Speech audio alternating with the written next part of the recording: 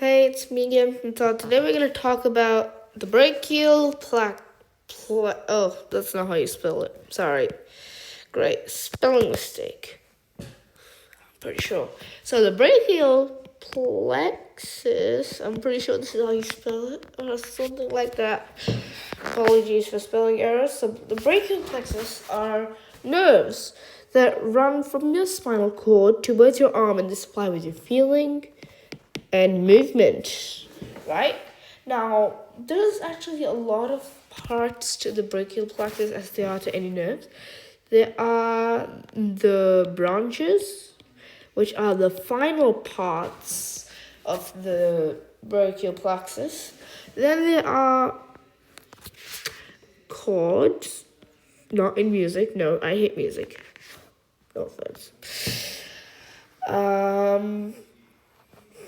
Then there is the divisions. And then after the divisions, there is the trunks. And then there is the roots.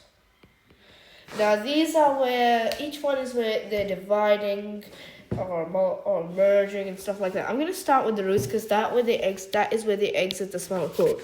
Okay, basically there are 5 of these. There are 5 roots of the brachial plexus.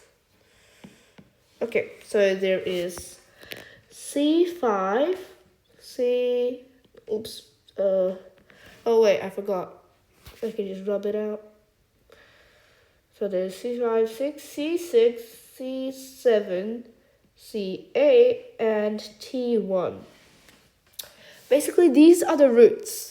Then these guys merge to form the trunks.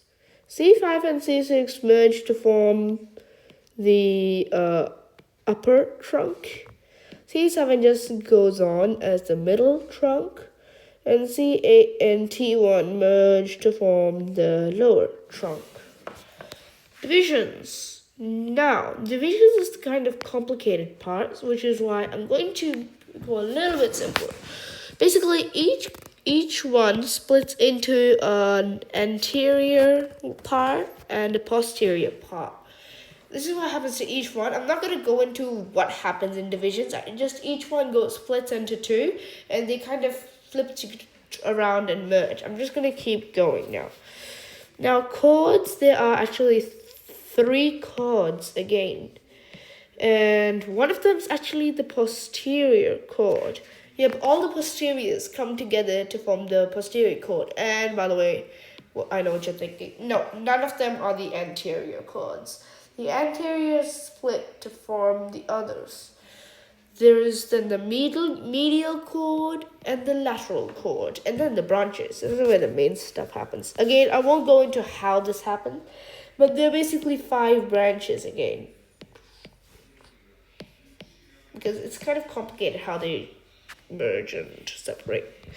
So the first one is the subcutaneous branch. By the way, I've made a video separately on each of the 5 branches and where they are and what they do. So, but I'm just going to do the names right now. There's the subcutaneous branch. There is the auxiliary branch. There is the medial branch. There is the ulnar branch and the radial branch. Well, that's it for this video. See you next time.